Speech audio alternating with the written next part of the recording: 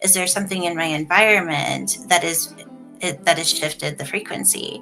And I got really good at recognizing what that is. And there's people out there, it's like, oh, you have to protect yourself. Your biggest protection is to be able to read frequency and just see it as information. We don't have to make this big deal about it, and we don't have to actually bring it into the chemical experience of the body. And a lot of us do, because we have to have the energy move all the way into our experience for the chemical to be released in our body. And then we consciously become aware of it. We receive the information that the chemical received, and then we let it go. But a lot of times we can actually receive the information before the chemical even starts. And that's just a level of mastery, as you know, as well.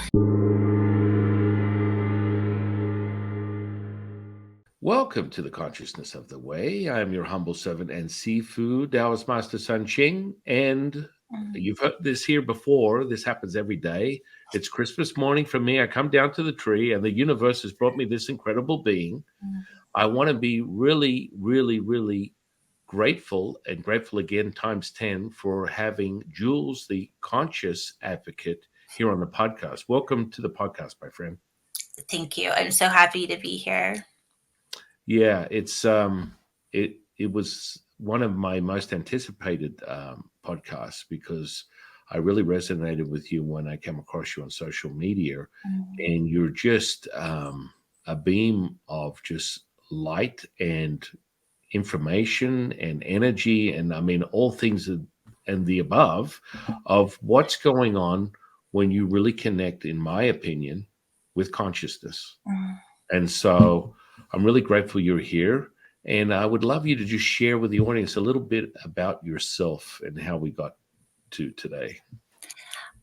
Oh gosh, the journey. So it started really young. I was lucky enough to start studying how to, what I call, read frequency at age 16, and started doing studies with masters at a really young age. And it was probably when I was about almost 30, I realized that the only way to keep going was to self-study, meaning study the intelligence that was inside of me.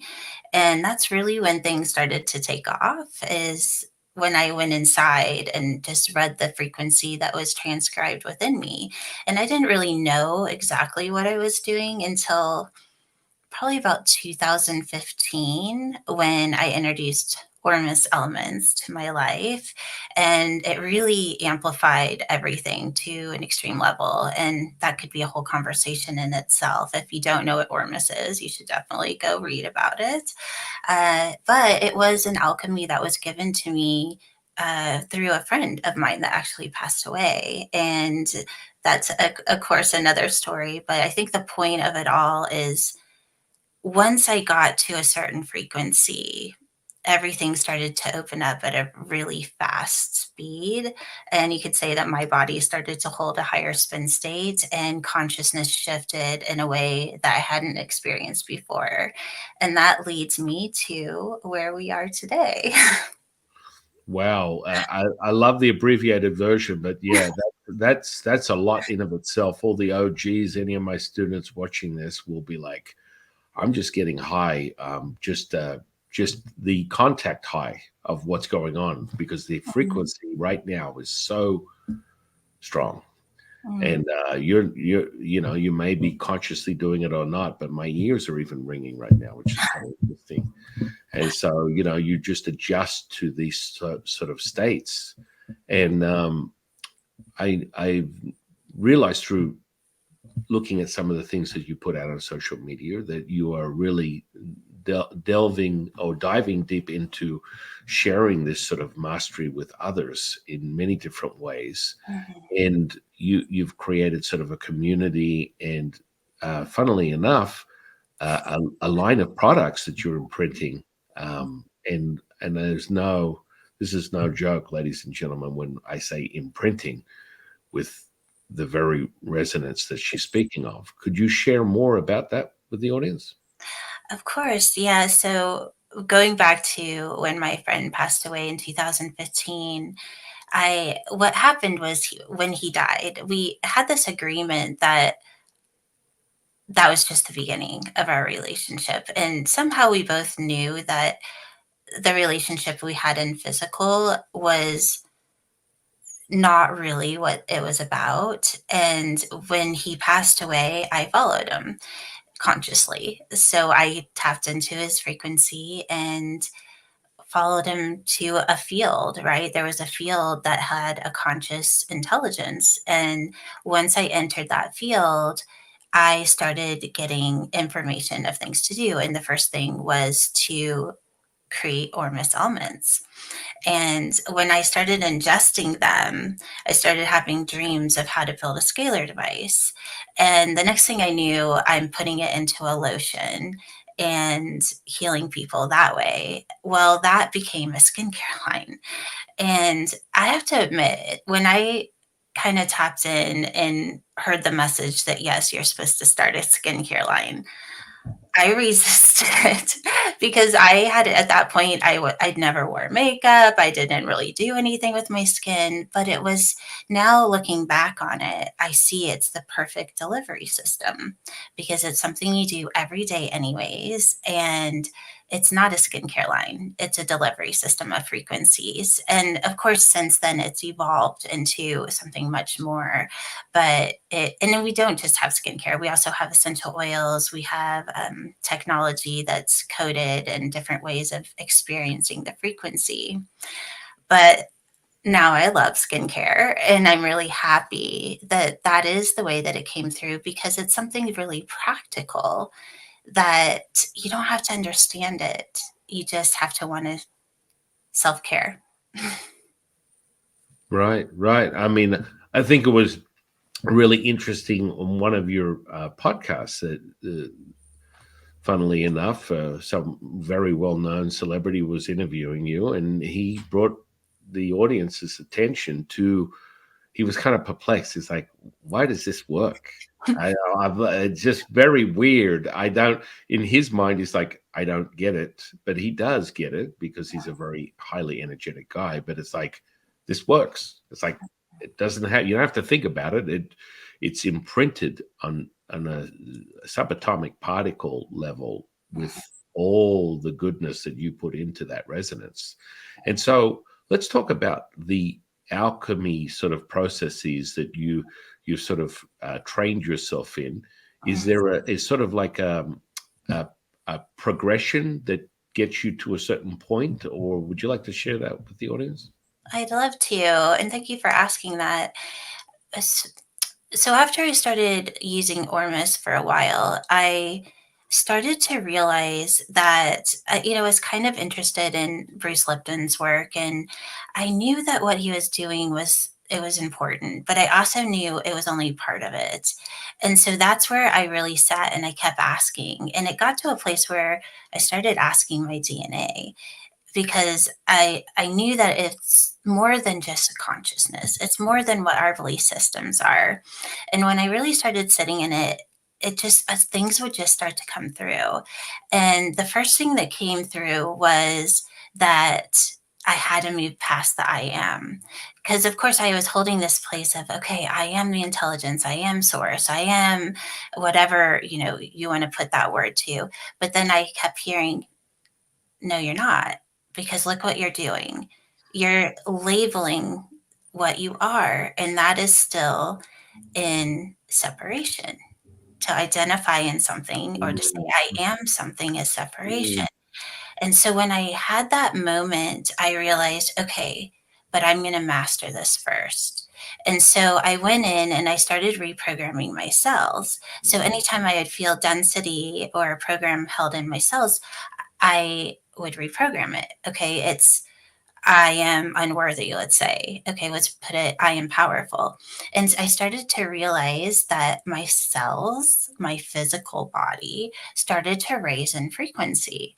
And so once I got to a place where I kind of was holding, okay, I am source, it had a very specific frequency. I knew that I had to keep going. I couldn't keep identifying.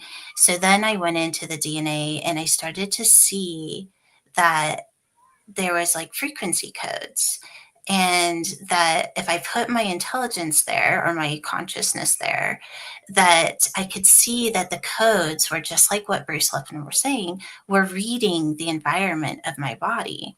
So I had shifted the environment of my cells, but then there was still my belief systems and all these things that were kind of outside of that. So I went in and I basically took the codes, I took them out, and I put them in the frequency of source, just like with my mind. I just saw this all happening. And then what I noticed is that when the codes went to go line back up into the DNA, they turned on and were actually shining. So the cells stopped observing the environment and started identifying in the frequency of what was turning on. And I did it every single day. And so what these two things, I called them DQ. What the first one is reprogramming the cells, and that's DNA expression cellular upgrade. And then ohm codes is when you start to move into the frequency. And I did that for a year. I coded. I didn't know why I was coding. I just kept hearing, just keep coding, just keep coding, just keep coding.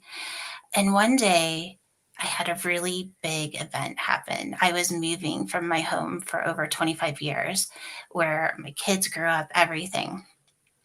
Big decision.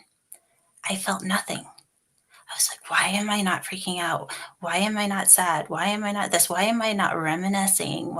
All of these things. And what I realized is I'm having the experience in frequency. I'm not having it through the identity anymore. And it was such a huge moment. And what I realized also is that I had been living in that way for quite a while without even knowing it, until I had a big enough event where normally you would have an emotional response to it and I wasn't. I realized, okay, now I'm living in frequency. Wow. Wow. It's just fundamentally like when you're explaining that to me and the audience, like I can see it. It's potent, it's Mm, dense, it's real. And so, that I think the most important thing with all the things that we do, from the energetic components, which is the most powerful pillar of Chinese medicine, and Taoism, internal alchemy, that's it. It's all energy, frequency, vibration. It's funny how you and I are living it, and finally the rest of the world's catching up. Maybe, I don't know. Maybe, I don't know. It's really important that people sort of go from biology, neurology, physiology, psychology. It's limited. And then you get into what you're speaking of, and that becomes palpable because it's transferable and you alter a 3D reality. And that's where I found it was really beautiful when you're the person that was interviewing you was going into, hey, this stuff is working. Like, I don't have to have a belief system. I'm not sitting here in the lotus position calling in my three guides and burning incense and singing a kumbaya song. It's happening because it's been altered. And I think that that's really powerful that you resonated with Bruce Lipton's understanding of the DNA strand and gene expression. And I fundamentally I believe it, I live it also, and it really is environmentally altering. And so when you're able to do that, what was it? What was the epiphany moment when it was like solidified? It wasn't just something that you were cultivating yourself, but you were able to transfer it into something more palpable that an environment can witness. When I started so I was teaching what I was doing, and when I was ready to teach the own codes, I had kind of a beta group, and I realized that the consciousness of what we were moving into was a very high level. And I could see it because it's when you're asking somebody to take their consciousness out of identity, and that's your thoughts. That's what can be measured, is everything that you just said. And you're asking them to put it into an abstract frequency. it's not easy. It's not easy to hold consciousness in the abstract frequency, or a frequency that doesn't have identity, because the mind wants to identify. Mm. And that's what I call moving consciousness into the expression of a frequency. And of course, we want that frequency to be 963, or source intelligence. But even just being able to hold consciousness in an abstract frequency is, just like, a level of mastery. But it's a level of mastery that we all can learn. And so with that, I realized, okay, so now we need to teach the fundamentals of Mm. how to do that, because you can talk about it all day long, but unless you have the tools to be able to hold consciousness without identity, you're not going to go anywhere. Yeah. Yeah, no, I mean, I'm the talkie, walkie. Show me. I want to see it. I want to see it, and that's what really drew me to you when I saw your interview was you're doing it, and I can feel it, and I am experiencing it real time. So it's like this is sort of like I had this conversation with a previous guest, and he spent most of his probably last 30 years pursuing sort of like masters throughout the world that were, superhuman in their nature of cultivation. And I'd trained under a couple of them myself. And, you tend to, you get mesmerized by these, what we think most humans think is superhuman. And so, you're doing things like levitating or stopping your heart or transmuting energy at will and seeing a physical healing. Mhm. It makes me sort of like wonder, have you used this because you tap into it so easily? Have you ever used this resonance, this frequency in transmuting things like, bending metal or things of that nature? Oh, that's so interesting. Mm. My focus is so much on the body, and I don't normally talk about this, because I told myself I would move past it, but I feel like it's important in this case, to Yeah, show what is possible, yeah, yeah. because now we have ways of measuring what we can do on a DNA level, and how it's going to shift the way we experience our body. And so I don't know if you've heard of True Diagnostic. It's kind of a big biohacking thing to go and get your telomeres length measured, and they tell you what your biological age is and all of this. And so I decided I was going to do it. And then I did it again 10 months later. And I took my telomere length from 37 years old to 19 years old. And the reason I was really focusing on age at that time was really where my work is starting to go now. And that is to break the looping cycle of life and death altogether, because that is more than possible. And not only that, but it's our innate being. It's to be that way. And there's a lot of programming to unravel around even what that means, because right now we're only experiencing 2% of our DNA potential. I mean, 2% is a really small amount. And what, so 10% of our brain. And I know there's a lot of science around that, and we could dissect that a little bit too. But when we turn on that other 90%, let's just say, we're not going to be in the form that we're in now. And that fascinates me. And so that's really where my focus is. And in that, I have had some strange things happen with my own body, and that being one, but being able to heal cuts instantly and race Mm-hmm. peoples, and you have fun with it. You just can see how malleable we really are when we step into frequency. That you're speaking my language. I took my hit of my spiritual crack pipe 30 years ago just with that. It was kind of crazy because I witnessed one of the first things that straight out of the bat was gangrenous flesh turning back to pink in color in 40 minutes. And that was my go-to gateway drug, and that was it. I've never left that space. And so when I experience that resonance that you tap into, it takes one to know one. You cannot get there unless you understand what that really means and what is potential. The potential is limitless. And so this is a state that I'm very familiar with. And once that happened, I went from that to, the physical flesh. So you witness things. I got into an addiction there for immediately, taking sebaceous cysts, expanding them, raising them to the surface of the skin, exploding them, and then they seal back up. It was like it was an addiction at a certain point. It was like, oh man. And so this one woman, she had this massive golf. It would have been like a golf, no, not a golf ball, a baseball size cyst on her breast because she was breastfeeding.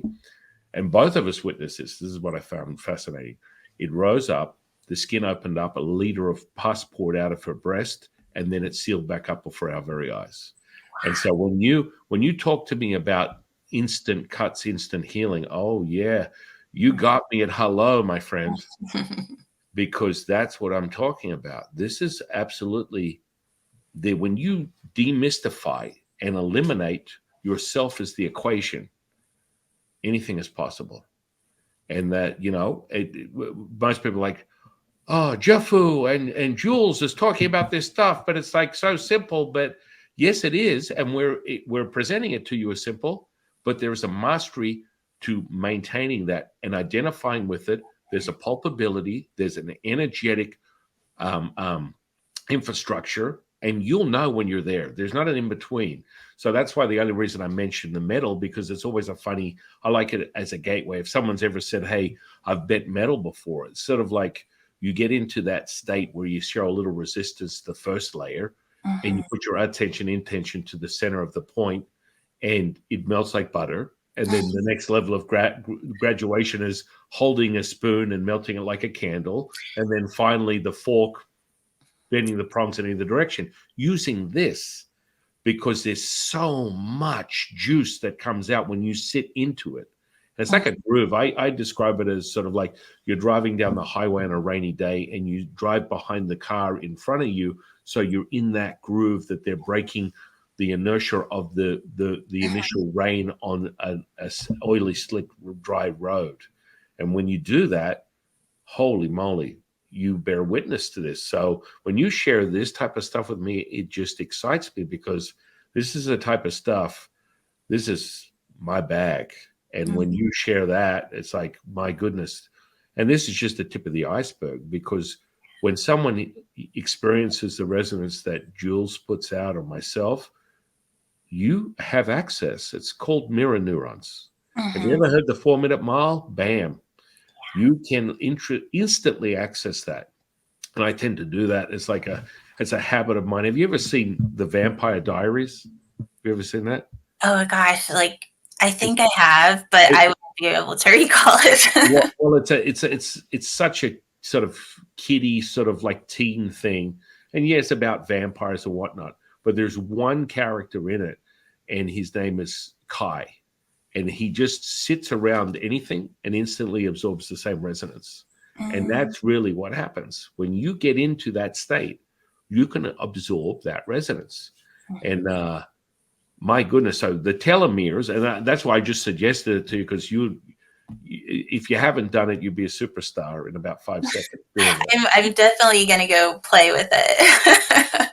And flesh is the same way as you, just through your own admission. It's like that simple. And how I see it, it wiggles before your very eyes and transmutes back to its original state. I don't know whether that's something that you experience, but that's what I see when I watch it restore itself back to a default. One of I don't really talk about this too often, but it just came through to talk about. Actually have a spine injury, and I had surgery, and what they thought was wrong wasn't wrong. I won't go into the long story, but basically I came out and they're like, sorry, we couldn't fix it. And I had no feeling from basically my elbow down. And I was in pain all the time. So once I realized that I wasn't going to heal with modern medicine, I I healed. This was actually, now that's coming to me, this was actually a really pivotal moment in my work when I went from the mind to the cells, because I used to love reprogramming the mind. I was fascinated with it, and that was a lot of my work was around that. And I was laying on my healing table, and I said, all right, if this is how I'm supposed to be for the rest of my life, I'm in. Like, I'll do it. Like, let's go. But if there's something else, just show it to me. And in that moment, I had this energy just went down through my spine, and it's like my whole back like Mm. cracked, especially my neck where the injury was. And I was in such an altered state, I didn't even realize what had happened. And I went to go walk my dog, and I looked down, and for the first time, I was holding his leash in my left hand. And over a year. And I realized, oh my gosh, I'm not in pain. And so I had to go back and trace the energy of what had happened. And what I realized is that the frequency was actually through my cells. And then okay, I'm done with the mind. Let's go to the cells. And it all made sense. And then here I am all these years later. But when you were saying that, there's still times where the pain is there, right? Because I have a lot of nerve damage. And if I put my focus on it, it would fully come back. But when I put my focus in the part of my body that's on a higher frequency, it's not there. And it's literally going from here to here. And everyone's stuck here, not realizing that here is just as real. It's just where are you putting your focus? I don't know why that's coming through, but it came through, so I shared it.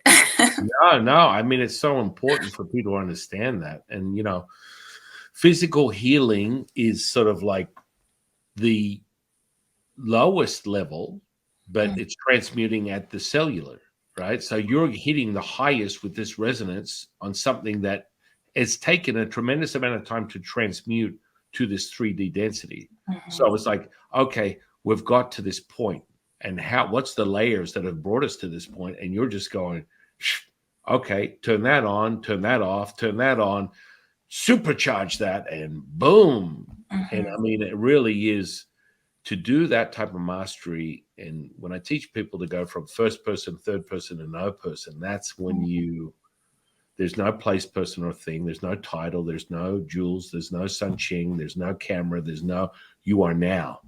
And that's the only way you can do it. I mean, that's my observation. I don't see it as, and the more and more I embrace that, and in 30 years, it just gets more and more enhanced. So it's like, yeah, I had a conversation with a good friend of mine, Tom Campbell, who's an OBE, or sort of like a master in that. He's involved with a Bob Monroe Institute. So they're kind of like out of body guys.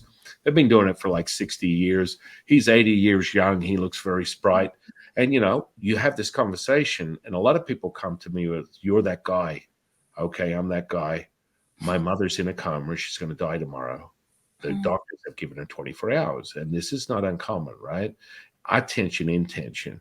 And I have this happen, this has been going on a long time. No, it's not going to happen. And they're like, what? You are that guy. Because people come to me with the friend of a friend of a friend knows someone that can, do the woo-woo, the Harry Potter, whatever you want to call it. And they're like, this is the last resort. What have I got to lose? What am I going to do? And the next day, grandma comes out of the coma, vitals are regulated, and it's a whole new reality. You have to be in that present moment, but I'm also not invested in anything. That means that I am not looking for someone to validate me as the next coming of Moses, or I'm a reincarnation of Jesus, or, that is how it happens, in my opinion. What are your thoughts on that? I love that you asked this question. I I actually don't do healings on people, and I used to a long time ago, and I got to a place where I just want to teach people how to do it for themselves, and that is lights me up. It's my work, right? It's I don't even know if I could go back to doing and thank God we have people that do, because we need those miracles. But for me personally, it's like it's fingernails on the chalkboard. It's like I can't go there. It's like the intelligence is gearing me this way, and it's teach people how to heal themselves, and So that wasn't really answering your question, but No, that's no, no. I greatly appreciate that. mhm. 100%. I mean, I teach people internal alchemy practices and how to heal. I have an old ancient system that we use. It's called Taoist rites, and you use color, frequency, and objects to resonate. So you're using yourself as like you're a human, basically. You're body dowsing, I love so you can access, vortices, identify what's going on in the environment, find the power center, the ley lines. And so you can keep yourself in a space that will create the highest resonance and then start replicating that. And through your mastery, just as through your training and my training, you start to hold that line. And when you hold it, I agree with you. Everyone should be there. Everyone should be obtaining that state of consciousness.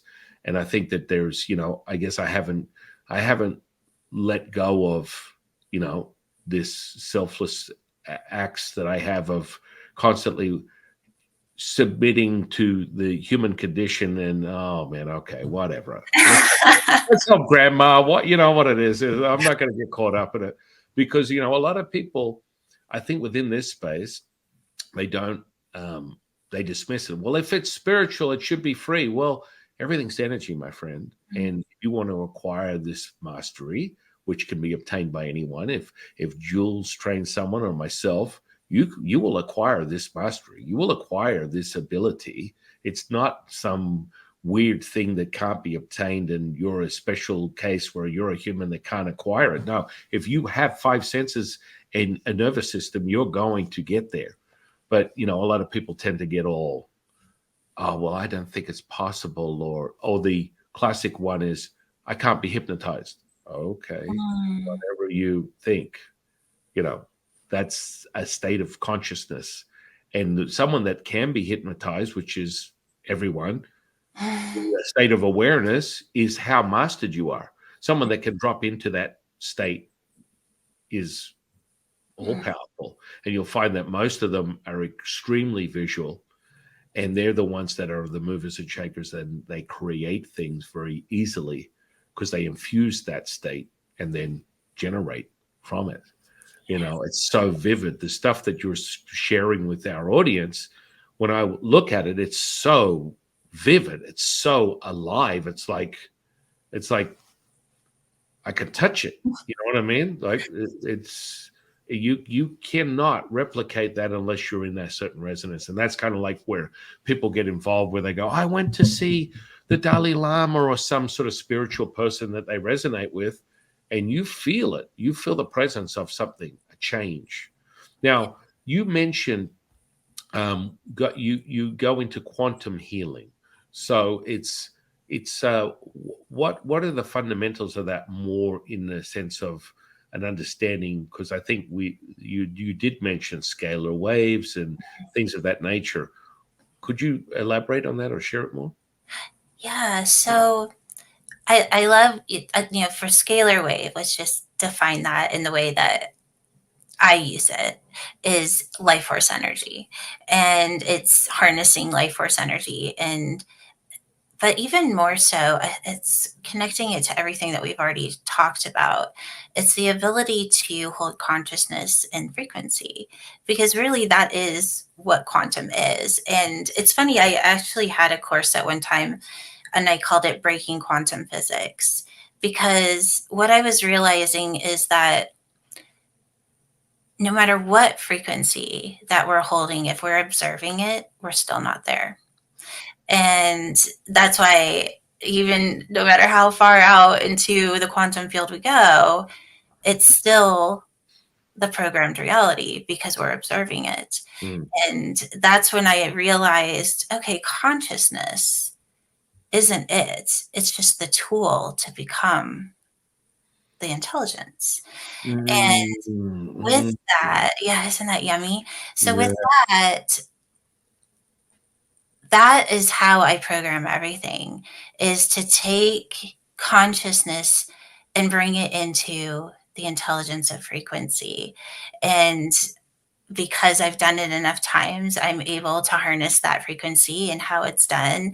And then I created a whole technology that is doing that. So we call it the evolution technology. And I'm using codes to do and symbols. So that's how I harness the energy and then allow people to experience it. And I could go into it more, but I feel like that kind of answered your question. Yeah, I mean, I would say the technology, in a nutshell, are you going into the center of all things? I do it through.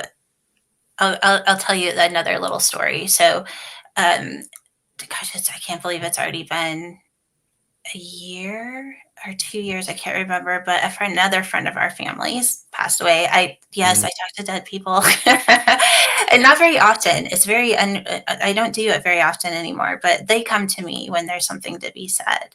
And our friend Vale passed away on his 22nd birthday, and he was a friend of family for years. And he started this vision where I was really far out from the earth.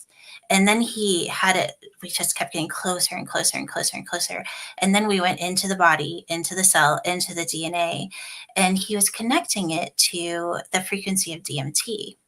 mm, And he showed that when we're born, that chemical is released into the body. And at that exact moment, there's a frequency that it holds, which is also 963, or source intelligence. And that frequency gets transcribed into our DNA. And he showed what happens when we die is that again, DMT is released on a chemical level into the body. And then that frequency moves out of the DNA, and source intelligence leaves the physical form of the body. But then what he was showing is that all of the electrons of our body is what's holding the awareness, or you could say consciousness, but it's the awareness that there's something that needs to move back into the intelligence of source. And so all of the electrons, over however long a period of time it takes for the electrons to leave the body, when they do, they merge back into the intelligence or that frequency of source. And what he was showing was that's not the way it's supposed to be. It's supposed to be that we master consciousness and we move out of observation, and that the electrons, our consciousness, merge into the frequency of the DNA or source intelligence. And then at that point, we don't die. And that's actually the first thing that he said to me is it's not supposed to be this way. You Death is the illusion, and the reason that we're having the experience of it is because we're only having the experience of that 2% or 10%. And that when we open up and we move into the multidimensional experience and we actually become that intelligence, we don't die. are you sure you're not Taoist? I don't know. Because I mean, we are like on this. We are vibing, my friend, very much because I mean that's really the core of the pursuit of a Taoist is immortality and understanding how to transmute that within this physical um, body because it is we are eternal. We all know this. Well, I can't speak for everyone. I'm just saying that once you acquire a certain level of consciousness, you realize it's outside of this physical body. But the big but is you can cultivate and nurture this physical body as a vehicle to extend your experience in this incarnation for as long as you choose to and to a standard of. So when you're you had me at hello again because it really is. I mean, that's really what we're speaking of. And wow, what an incredible insight from your friend who gave you this information. Now, let's speak a little bit about so you said you used to do sort of like mediumship and channeling. Do you do any sort of psychic stuff anymore, or you sort of just sort of steer away from that? Yeah, I've never really done mediumship. It just kind of always happened. They just kind of come, and if there's messages, then I would share them. But especially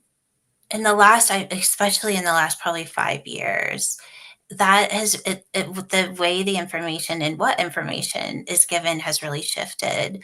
And Mhm. so the people that are want to, oh, is my friend okay, and is this okay, and then I'm getting this kind of information that is at a much higher level. It's almost like I can't go back to the third dimensional experience of what death is.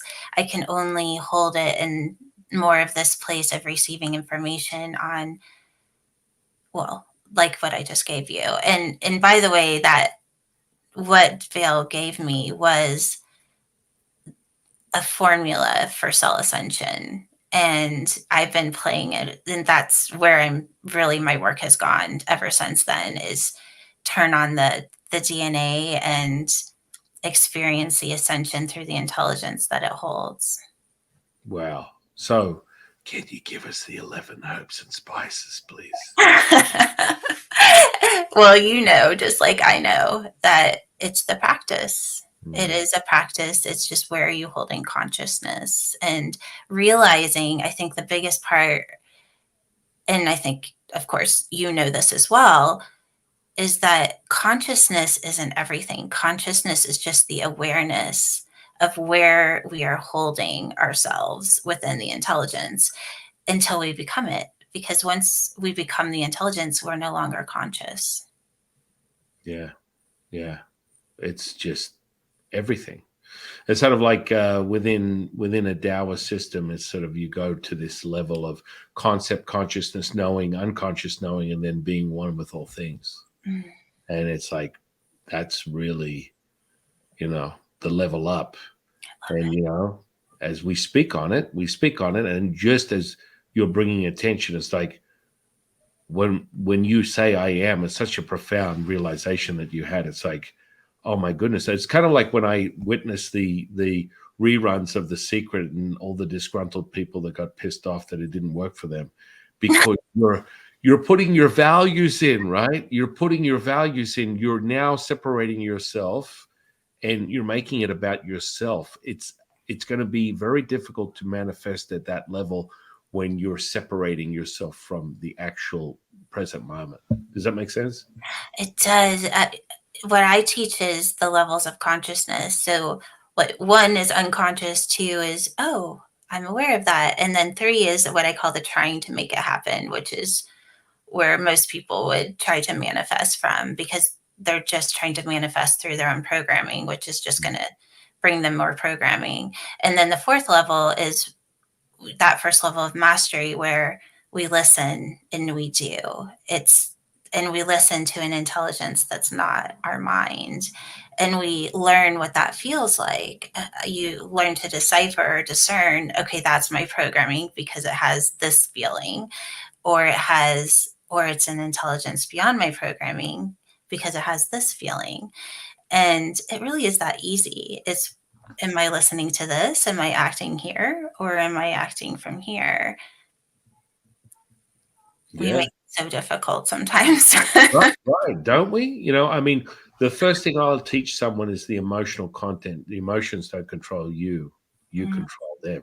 And people are like, that sounds really testosterone like. Well, in actuality, you're going to understand just from my friend, the Buddhist monk, dukkha, the distortion is the very sum of your life experiences. And mm, so you get caught up in that and you attempt to try and erase your personality. Listen, I may be a priest that teach people internal alchemy practices, high level of ascension, being one with all things, but I like Netflix, chocolate, and riding my side by side in the desert. It just is what it is. And I think that, like anything, you can have your cake and eat it. That means put your personality, take it off like underwear, put it in the corner of the room, and mm. be now. And that's where Jewel is really talking about this mastery. And it is. It's a pulpability. What I've found also over all these years is it becomes more and more dense, and something that may have been a cultivational practice that may take a certain duration of time, it becomes instantaneous. It's like you just are.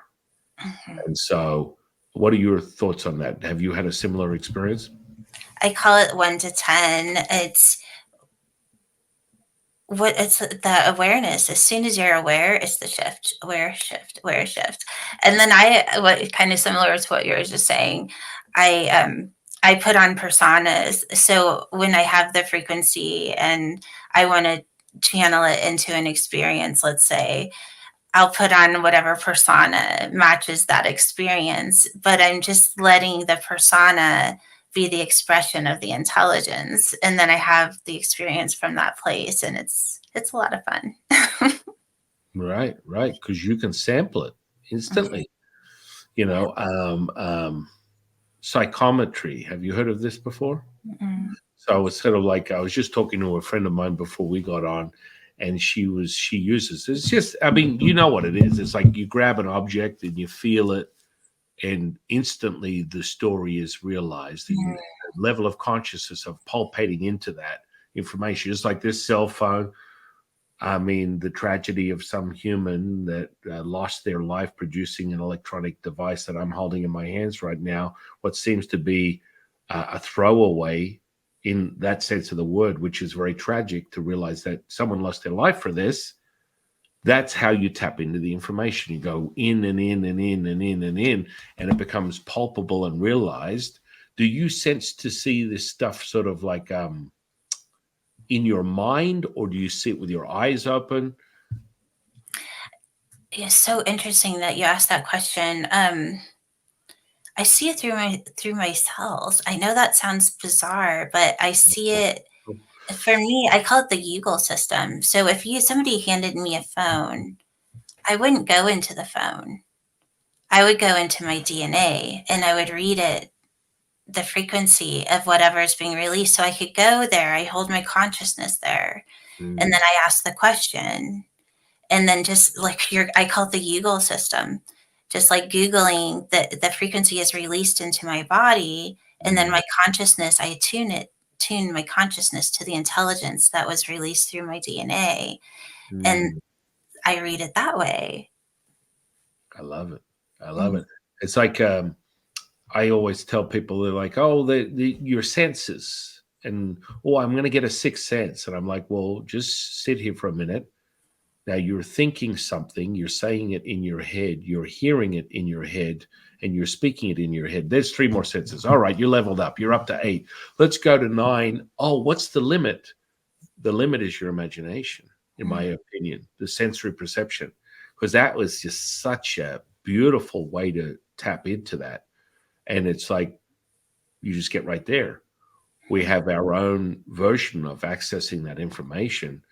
And it's like, wow, it is palpable as it should be. That's something that I want to talk to you about is the subtleties of the energies.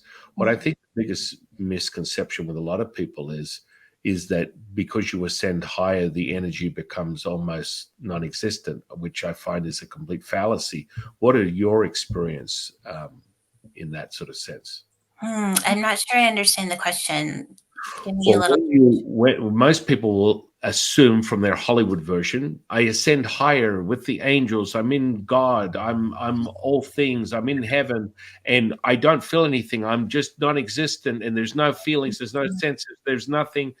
But the energy is palpable. The energy is tangible, and Mhm. so whether you're at one with your cell or you're at one with an object or you're experience something, there's subtleties of energies. But what I share with people is that it doesn't disappear, it becomes more palpable. The out of body or consciousness, as we would like to call it, is this tuning fork. This tuning fork is registering something. Even though you may be all things, you have to have some type of relevance. It's like, oh my goodness, I felt this or that. And so I was sort of curious to see how you experienced it. I've went like, gosh, I mean, years ago when I first started tapping in and really starting to fine tune my intuition, if you will, everything was super intense. It was like somebody turned up the volume, and then you have to get discerning of, okay, I don't need to know all of this. And so then I started to turn it down. And once I got to a place where I knew what it felt like to be in the intelligence of my own body, and what it felt like to what everything else was, let's just say. It was really easy at that point because then I knew when something shifted, as all I had to do is stop. Okay, what just happened, right? I like what was I thinking something? Was I attuning to a program, and that's what the frequency shift, or is there something in my environment that has shifted the frequency? And I got really good at recognizing what that is. And there's people out there. It's like, oh, you have to protect yourself. Your biggest protection is to be able to read frequency and just see it as information. We don't have to make this big deal about it, and we don't have to actually bring it into the chemical experience of the body. And a lot of us do because we have to have the energy move all the way into our experience for the chemical to be released in our body. And then we consciously become aware of it. We receive the information that the chemical received, and then we let it go. But a lot of times we can actually receive the information before the chemical even starts. And that's just a level of mastery, as you know, as well. So, but now I'm going to be super honest. I don't really get a lot of emotion anymore because I've gotten so good at just seeing everything as information. And I'm not going to say it never happens, but a lot of times I enjoy feeling the frequency of what we would call emotion. So if it's love, I want to stay in the frequency of love. I don't necessarily enjoy the chemical response of love anymore because it's so like this. And I really enjoy just being in that steady, really nice frequency. And that's just awareness. Wow. Yeah, I mean it's referring to what you're saying, and just my validation of it is, yeah, it's exactly that. And you can really pinpoint what it is that you want to experience. I mean, that whole full on tilt was something that I experienced, my goodness, 30 years ago. Everything turned on at once. It looked like all the icons on a computer screen, and everywhere I looked, I had information, energy, auras, all that kind of stuff. And it became so insane that I had like 6 days of what I considered, well, what some spiritual people would call, the dark night of the soul. But this was beyond that. This was like every thought, feeling, and emotion happening at once, nonstop. And the only way out was I potentially thinking about stopping it permanently. That's how crazy it got. And then, of course, when I got hold of my teacher at the time, they're like, "Oh my goodness, this is amazing! Oh, this is so cool!" I'm like, "I don't know what you're talking about, cool," but I was doing things like distracting myself, going to the movies, and the second some woman walked on the screen naked, I puked in front of the guy that was sitting in front of me. I puked on him because it had a viral effect, a visceral effect. That all this stuff was coming out of me. And so, and you learn to master and dial in your whole system, however you want it to be, and you tap into whatever you want to experience. And that insight that you're speaking of, where you're able to observe what's going on and decide, you know what, I'm into this, I'm not into that. Give me a pinch of this, a shake of that. And that's really an incredible mastery. And that's something that, you know, people, I will say it, anyone could develop it. Now, the question is, are you that anyone? Yeah. Because a lot of people get this whole new age thing. It's like, sure, it's energy. I feel it. No, there's a huge difference when you start mastering this stuff. I'm not going to dismiss, the old expression, when you dismiss someone else's belief system, you dismiss your own. And so there's never a right or wrong way up the mountain. And no matter what it is, there's an insight, as we would say in Taoism, the student is the teacher is the student. And the second you lose sight of that, you're dead in the water. So, this whole thing about, it's just energy, I feel it, or Jesus is God and God is Buddha, or Buddha is, value this, the frequency that Jules is talking about, because everything has its own frequency. Nothing is the same. What are your thoughts on that? Would you say God has got a different frequency to Buddha? I love this question as well. And this is how I experience it. Mm, Everything is the frequency of God. 963 if we were going to measure it, which is probably not even accurate, but let's just say it is. So let's say this is everything. And then the experience within that is where we're holding consciousness. So if we're holding consciousness at 20 hertz, then that's going to be our experience of the intelligence of source, or 963. If we're holding it at 500, that'll be our experience in our reality. But it's all the same frequency. It's us that's different. I love it. I Mm-hmm. love it. And that expression is variable, like just how you say, hey, I'm experiencing the frequency of love. Mm-hmm. Well, you're not going to hang out experiencing the frequency of anger for very long, if not at all. So it's like all part of the same thing, which is all is one, one is all. It's just it's always mind blowing to me on this journey, this conscious journey that we're all on. And this is just my admission of what I perceive things as. And it's like you come across incredible beings like yourself, and we're all sort of like getting our own angle. I kind of call it the conscious table. We sit at the conscious table. You're at one end, I'm at the other. There's an orange in the middle of the table, and you say tomato, I say tomato. But it's all part of the one thing. It's wild. And you're talking about like a degree of awareness and consciousness. Do you dip into conscious and unconscious processes? Do you go into that sort of um, a way to access that stuff? Like, for example, like maybe brain waves, are they considered for you? Um, I don't do brainwaves. What I teach is asking for a frequency to be released, and I have coding that you can do that with, and then attuning consciousness to it. So just like a piano, if okay, mm, so we would say the question is, or would say it's well, we could say it's a question.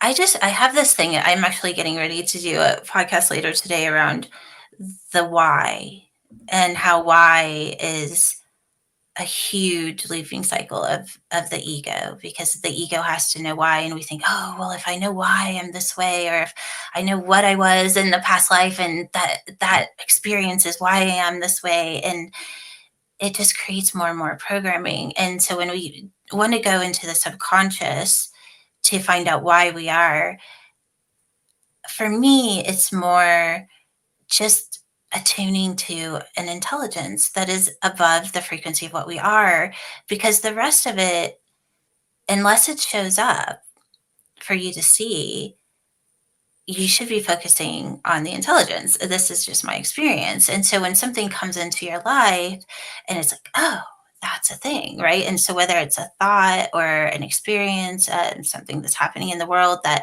creates a triggered response in you, or it just simply gets your attention, then we know, okay, I'm in the observation of my programming, and that there's something more.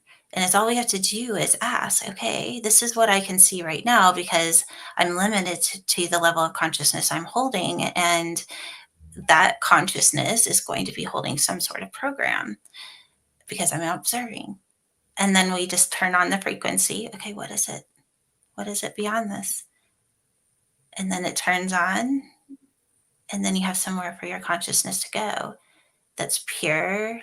It's outside the experience, it's at a higher frequency. And then we get to experience that. And I find that by doing that, a lot of times we just bypass that subconscious and all of the programming of the mind, because we start to resonate in a frequency that's beyond the mind. We start to experience the multidimensional mind.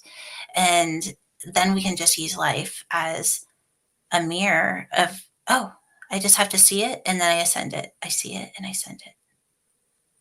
no, I agree. I really agree. That's really. I'm. There are many practices within Taoism. One of them, soul retrieval, but I'm not into the semantics. I'm not that guy. I don't really. I'm not. I'm going to identify. Okay, you've got an issue that mommy didn't give you 5 Oreo cookies and a glass of milk when you were 5. That is an energy frequency vibration. And people are like, oh, but it's trauma. I'm like, look, watch me, boom, watch me help you realize that it is nothing more than an energy, frequency, vibration.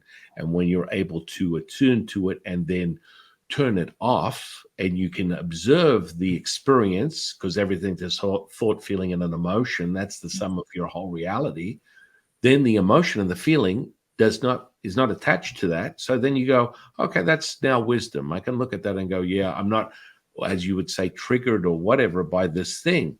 And that's kind of this is where the human being gets caught up in the sum of their life experience and the soundtrack. And I just love the way you say just tune into the frequency, because that's really how I see it. That's how I share things with people, is getting an understanding of that. And all things are those three ingredients: energy, frequency, vibration.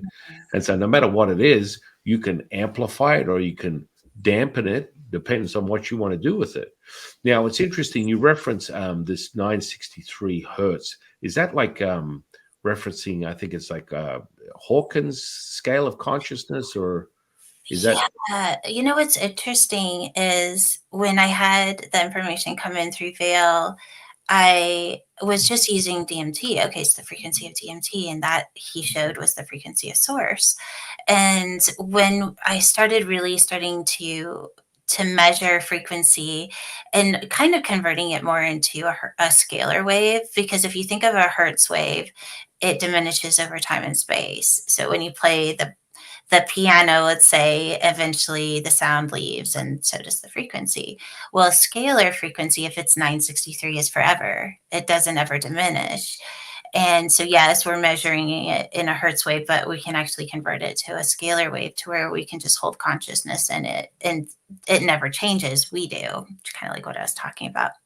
So with that, yes, it's measured, and I didn't even know that. I just I'm going to Google and just see what the frequency of DMT is. And it actually said that it was 963, but it also said it was the same frequency of source. And so, of course, it's always fun to find that Oh, you can actually Google information that you are channeled. right. Yeah, you have these epiphanies all the time. I get this information from my teachers, and then a classic one, the scalar wave, the 0 point.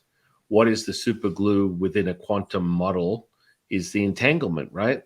So it's like, okay, well, what does that mean? I mean, and the reference of the magnetic spectrum that is space time up into the lip of a black hole, and then all of a sudden we're in a whole different dimension that is not measurable in this reality.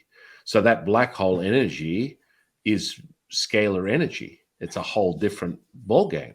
And people kind of get like, what? That's supposed to be ominous and it's a void. It sucks the life out of things. No, it's now being more identified from a quantum physics model as being a part of what they call a unified field theory. And I imagine you're probably familiar with this yourself. And it's like, this is the super glue of the quantum model, the entanglement. Are you familiar with this? Not too much, and everyone's like shocked by that, but I don't really. Everything that I know is what I know. I Yeah, don't do a whole lot of studying, and sometimes I'll get the hit like go look this up, but everything I know is what I know. That's yeah, what it is, and so I don't always have the correct words that define it because I have yeah. to come up with my own words. But what I would say to that, though, and this is what I always like to be mindful of, is that even that is the observation. Mm, And but we can observe it, but then to go back into the intelligence and just have the experience of what it really is. And then that's when we actually open up to seeing that even that is a limitation. right. No, I get. Entertaining. What's that? What's that? It can be entertaining. Well, yeah. I mean, it comes back to a Taoist uh,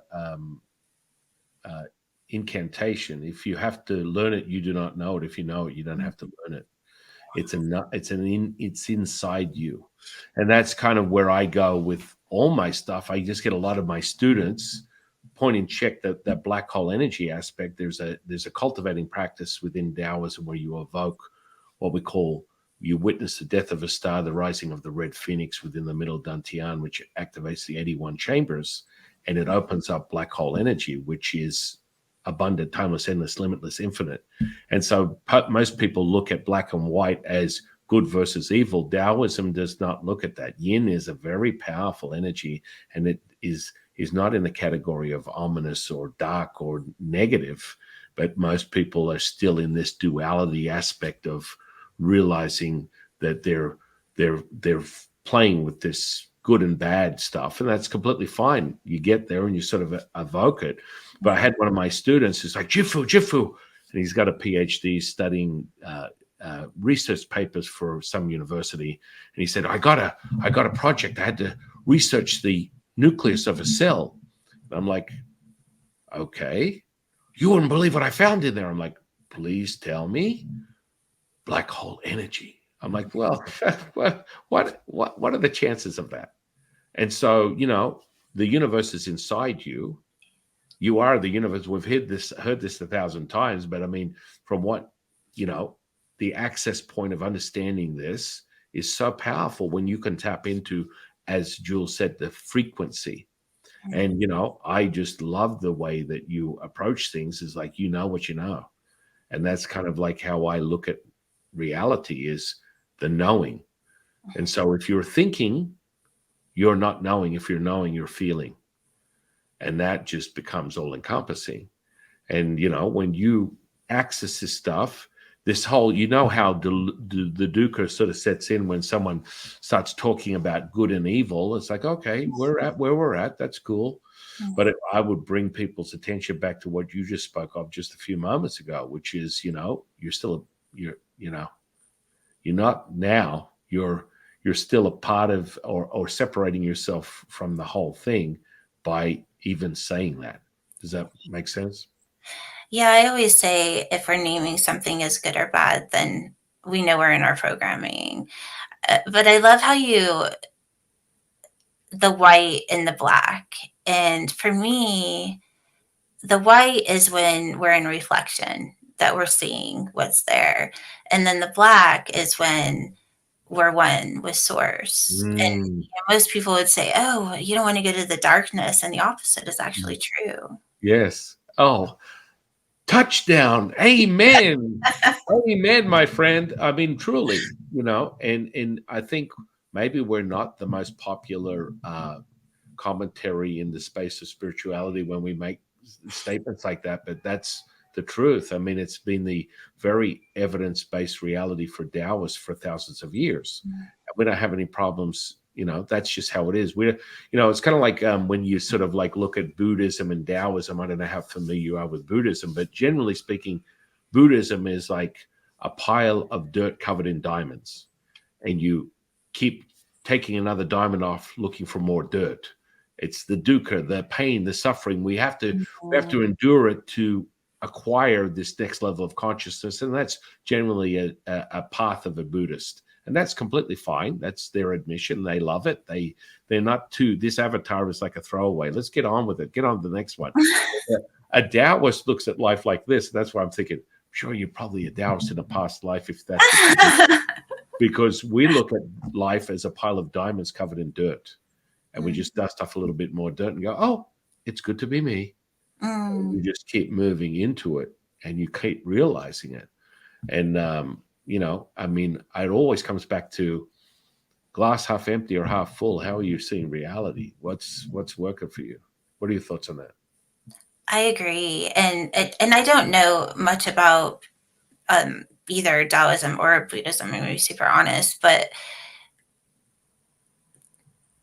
yeah, it's just going to that place where we really are, and I feel like this has always been true, but we've just been taught that we have to go and look at all of our trauma in order to heal. And it's just not true. It's just, I mean, I just know it in my heart because I experienced it, right? I know that it's not true. And it goes so much faster. If that's the first belief system I'd have anybody work on, it would be that, is that we have to suffer in order to ascend.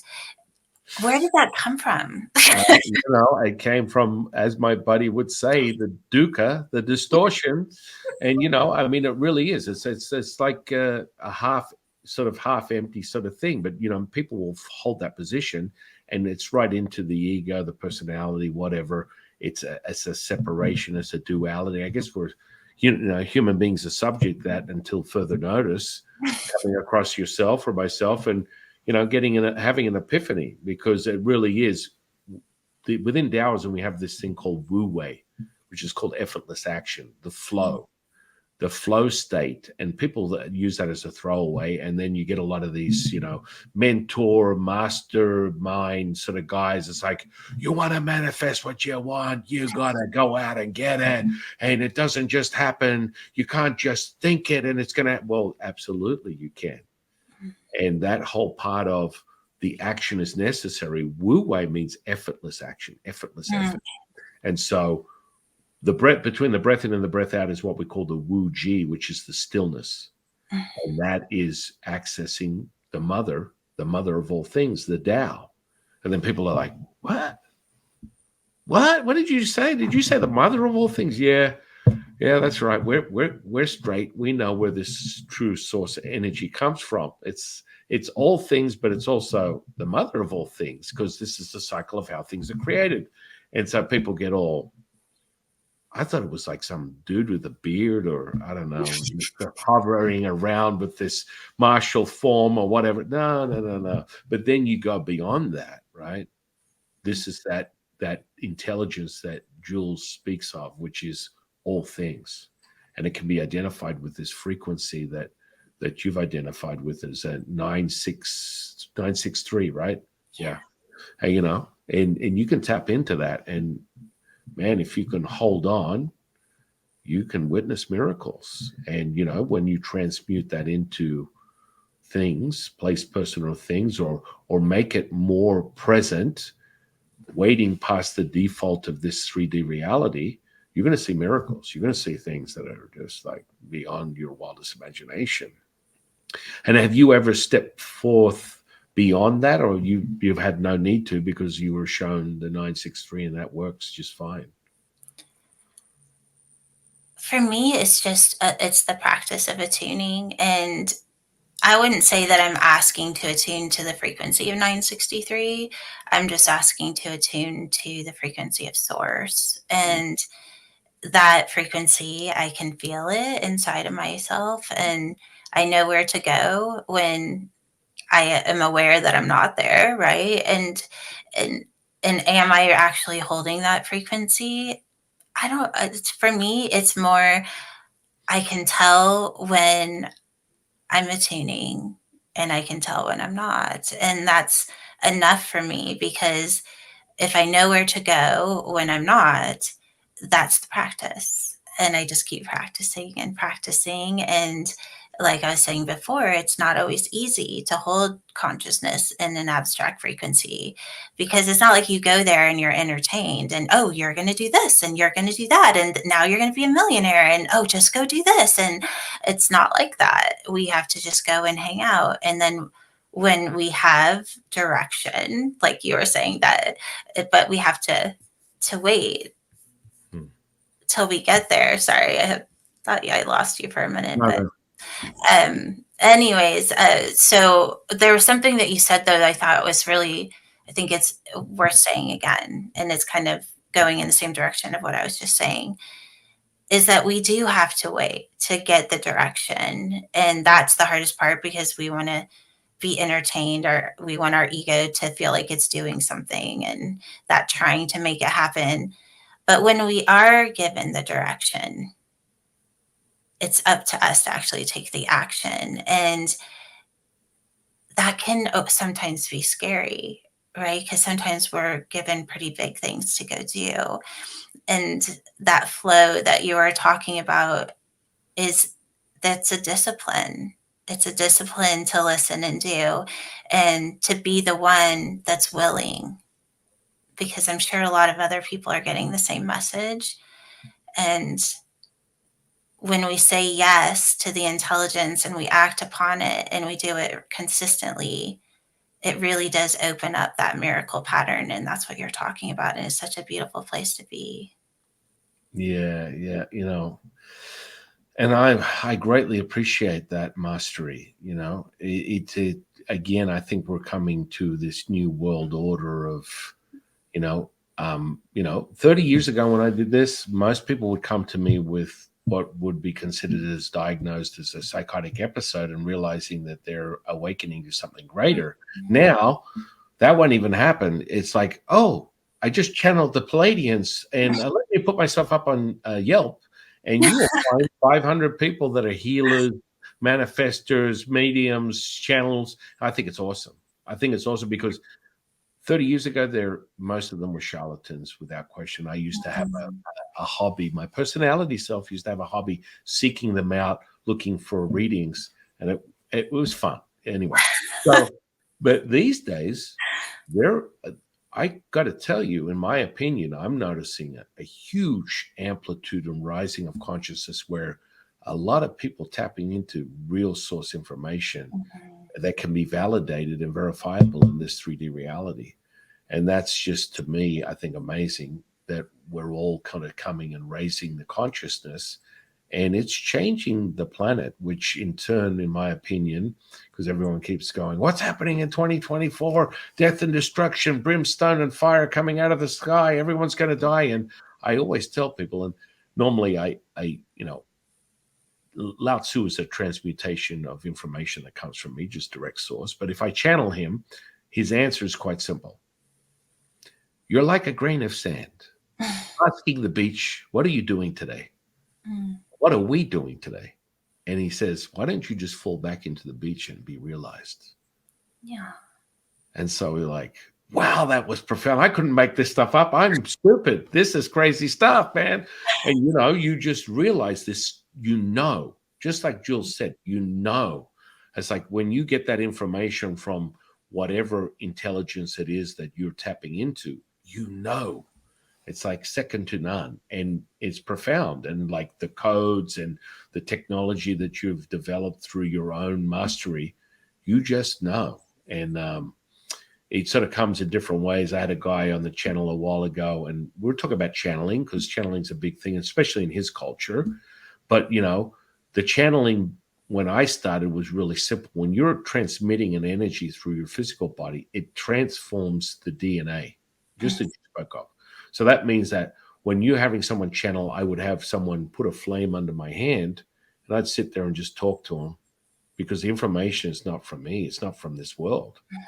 And it would not affect the physical tissue. And so he went a little step further, a little dramatic. He has his special channeling knife where he'd come in and run it across someone's hand. And if it cut the flesh, then that person wasn't doing their job. And I mean, he's old school, but this is kind of like what it comes back to what you're saying. When you're transmuting that frequency, it's altering your DNA. And you had evidence of that just out of fun and curiosity. Oh, let me just check it out. My goodness, my friend, you didn't just go back a year or two. You're giving a lot of social media gurus a run for their money if you're talking about longevity, right? Because there is quite a few right now that are making big claims using certain things. And you're using pure source. You're not using the 47,000 supplements that you might need, or certain.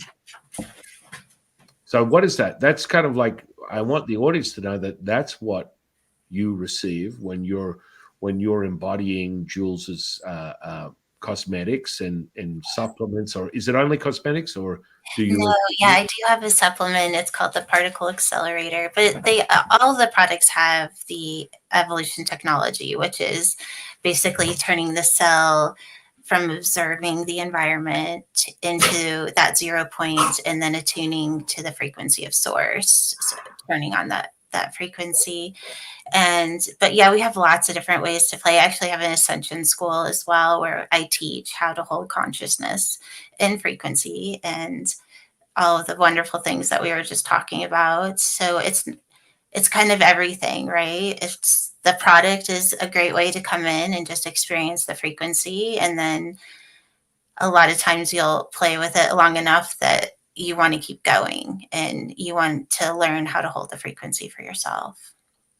And it is that, it's that holding that line, and it seems, you know, difficult initially, perception wise, but once you align with that, you can hold it all day long. And I think one of the biggest red flags would be, I'm holding it, but it's exhausting. Then you're tapping into your own life force. And that's just a little indicator of your own realization that it's not as high a frequency as you're perceiving it. That's okay. But realize that's a great indicator, because a lot of people are like, oh my goodness, this stuff is exhausting. No, No. no, no.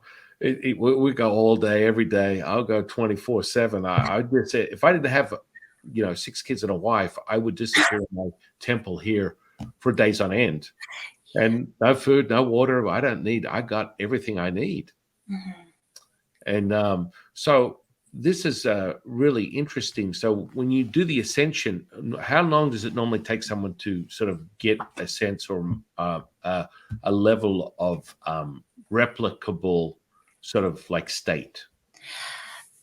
So if they're just using the product, normally you can sense it right away. And of course, some of them actually have evidence, if you will. So if it's diminishing wrinkles or healing scars, or if you're using the Ormus, I actually have an ascension process that you can go through. And the beginning parts are attuning consciousness to a subtle energy, right? So depending on how sensitive you are, you're going to either go a little slower as you attune to the subtle energies and recognize it. But if you're already tapped in, it's 1 to 10. I mean, I have people come in, they take one class and they got it, right? So it just depends on where you are, and also how attached you are to the intellect. I find that can be some unraveling as well. It's the people that kind of naturally live more on the right side of the brain seem to tap in and take off a lot faster. But it does that's not a limitation. It's just a tuning, right? It's just a new way of experiencing information. So the supplement that you use, I noticed this on one of your podcasts. You kind of drip it on the top of your head or something like that. Is that Yeah. a So is one that of them, that's the Ormus. So it looks like right? the Does it have a mint sort of scent to it, or no, it's super tingly? it It's is. very tingly. The Ormus is so we have the Ormus and then we have the essential oils, like here's the DMT oil.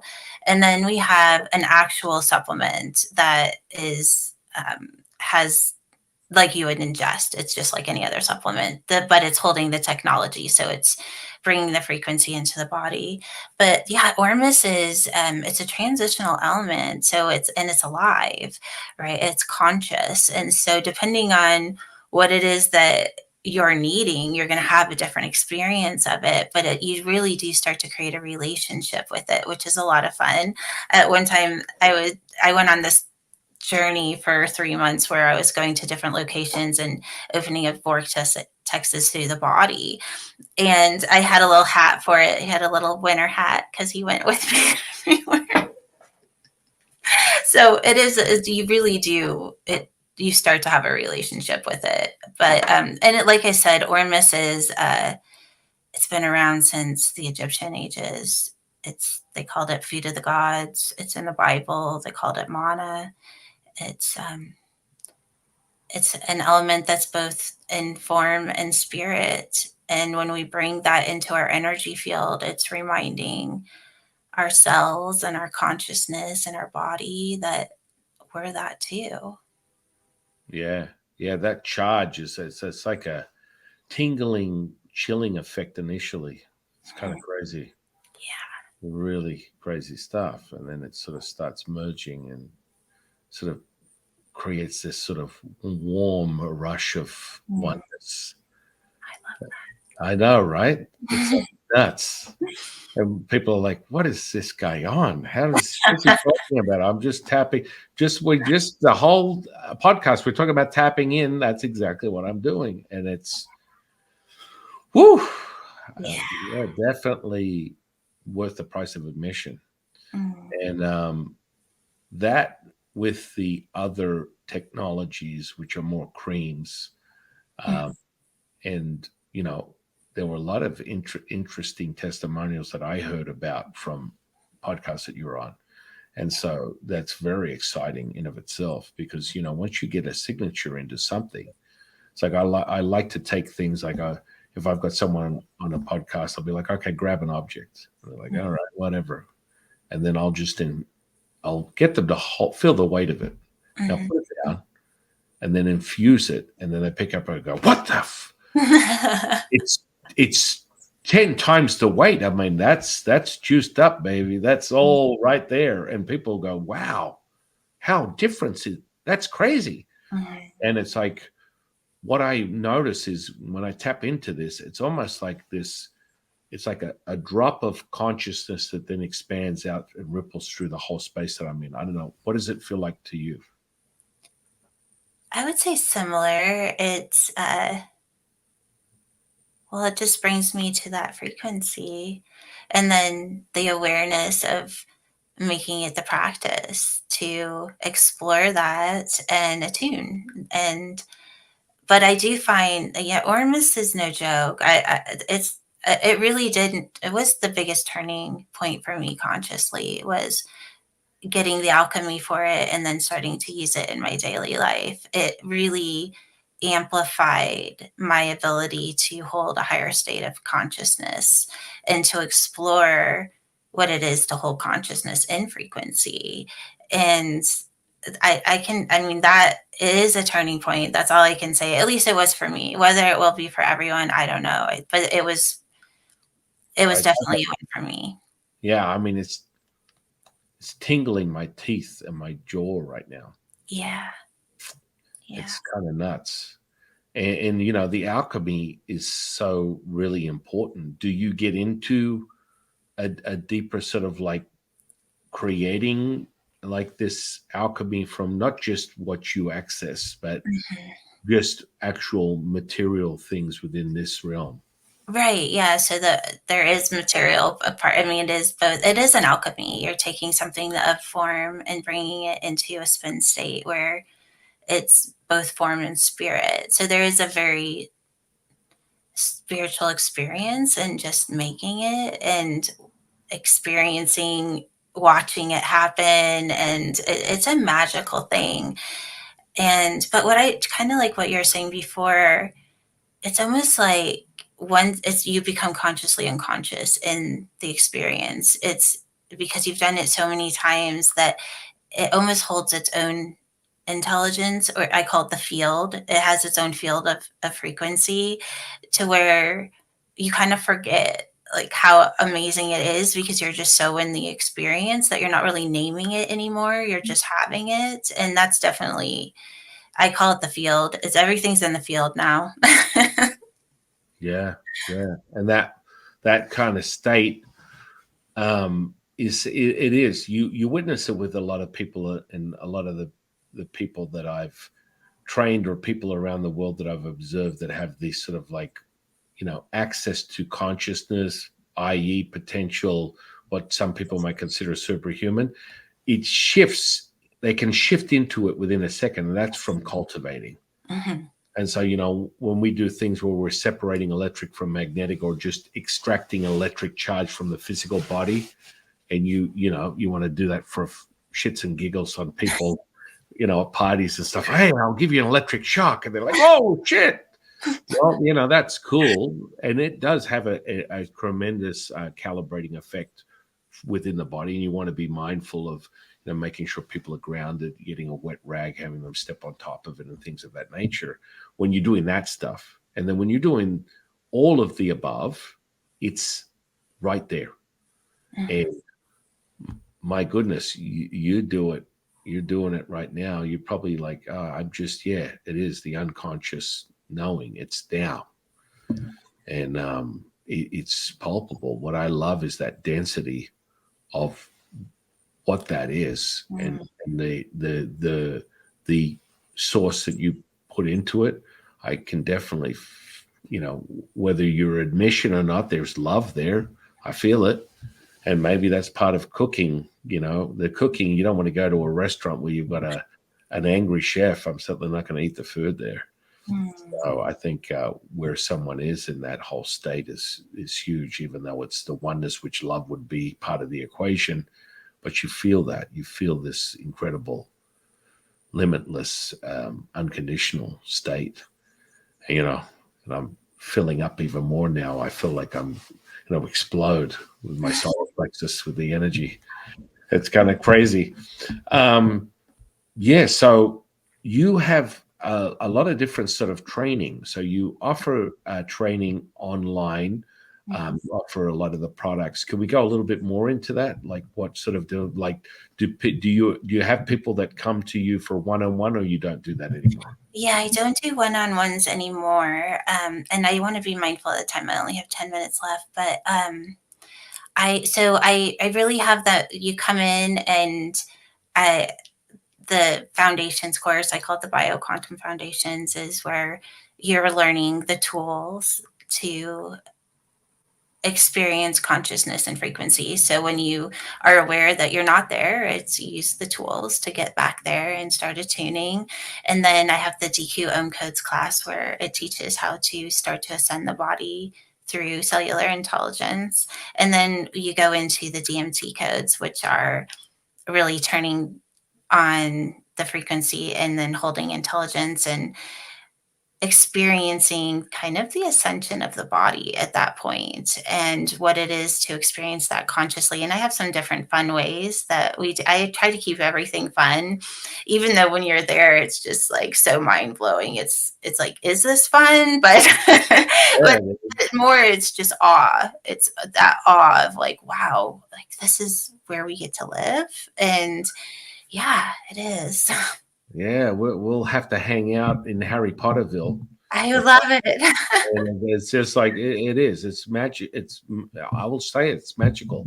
It's not a day I don't wake up as if it's the first time I've ever experienced any of this stuff, Mhm. because I really believe that has a lot to do with being able to stay there, just being sort of in awe, magic, like childlike in your nature, just Mhm. that present moment. And I like my kids. All my kids, even my eldest child is 12 years old, he still has a relationship with Santa Claus, and I haven't diminished that. I haven't destroyed that. That's for him to decide what his relationship is, because he can tap into Santa Claus energy. He can feel the energy and presence of Santa Claus. So why should he diminish it and destroy it because a bunch of his friends have had their dreams killed by their parents? That's not for me to decide. You know? I love that you're doing it that way. I, Yeah, yeah. yeah. Are you like that with your own children, or? Well, they're older now. They're at 22 and 23, almost 23 and 24. Okay, Benjamin Button. Okay, this stuff is really work.